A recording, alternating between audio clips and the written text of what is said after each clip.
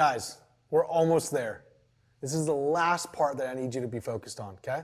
And this is where you're gonna make most of your money. Bottom of the funnel, BOFU, remarketing, DPA. How do we do it? How do we win? Well, guess what? This is where we're gonna capture all that demand you've been working on. This is where all the tests come in, and it's not as involved as prospecting.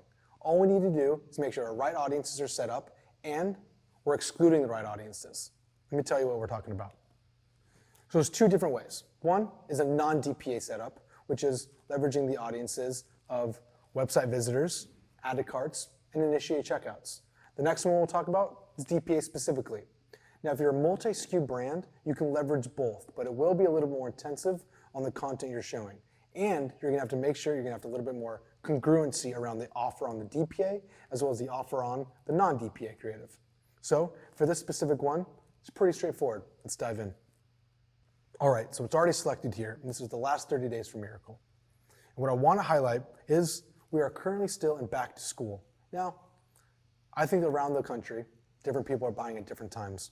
And we knew the demographic of those going to college might be a little bit late to make this purchase. So we've been running this for the past month. What I want to call out is there's a segmentation here that everybody needs to make sure that they focus on. Exclusions is the name of the game, the lower we get in the funnel. Perfect. So we have view content, 30 days. That's what VC stands for. And guess what we're excluding? Initiate checkout, add to cart, and purchasers.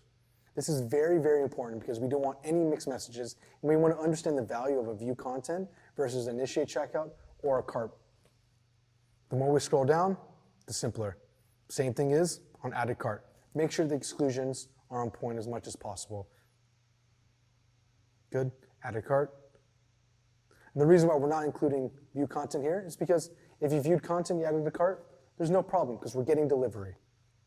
Lastly, initiate checkout. What is the kind of content we run here?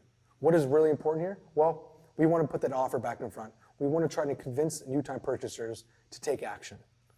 Let's jump in.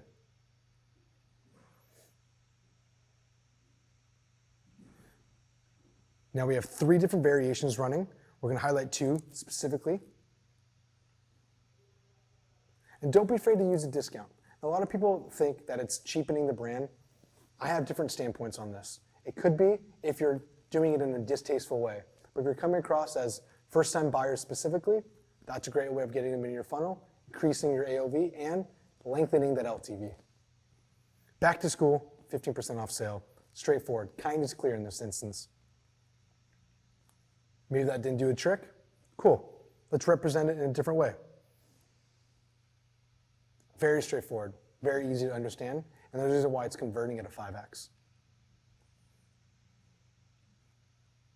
Next, what about a DPA structure? DPA stands for Dynamic Product Ads. If I'm gonna engage with a product, maybe view it on the product page, add it to my cart, it's now gonna be loaded because of Facebook's pixel for you to be able to put it right back in front of the consumer. How does that structure look like? Now, even if you have a multi-SKU product or if you have a single product, it's probably gonna be better that you don't leverage a DPA for a single product and leverage the DPA if you have multiple products to put back in front of them. Because what this is gonna do is, as they're shopping, as they're moving around, this will put them right back in front. They'll be able to make a decision quicker. So let's look at the structure. For this specific brand, we knew that we wanted to get a little bit more delivery, which is why you're gonna notice view content is in front of all of these. And to make a really clear decision on this, by jumping into Google Analytics and seeing what your time lag is, how long it takes someone to make a purchase, this will allow you to build what type of audiences you need to build on Facebook. Pretty cool little trick. And you'll notice that my budgets are pretty low, and this is for a reason.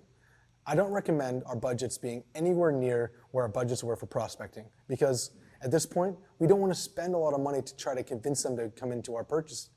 We want to make sure that they see the value in the product, and if we have to convince them by giving them a discount, we don't want to ruin what that CPA is going to be like.